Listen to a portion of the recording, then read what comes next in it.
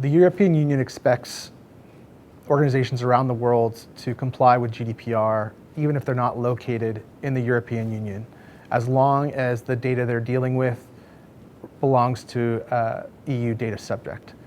One of the ways that they enforce this requirement is through international data transfer obligations, which means if an organization within the EU shares personal information about an EU data subject to an organization or individual outside of the EU, there have to be one of several different protections in place to continue complying with the law.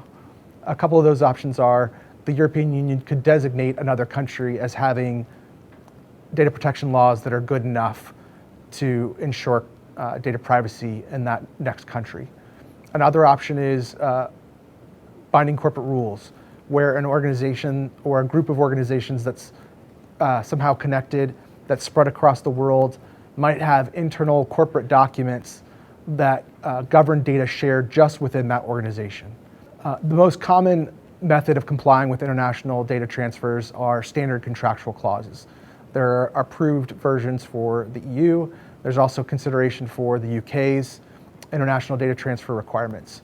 Those standard contractual clauses are used by most of the larger cloud storage providers, as well as large retailers, and they expect their third-party service providers and businesses that they work with to ensure that data transferred to other countries outside of the EU, regardless of the data protection laws in those countries, still meets GDPR standards.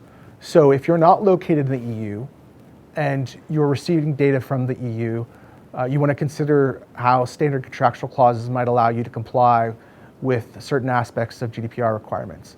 You also want to consider whether you're sharing data onward to other third-party service providers and the requirement to add those standard contractual clauses to your vendor contracts.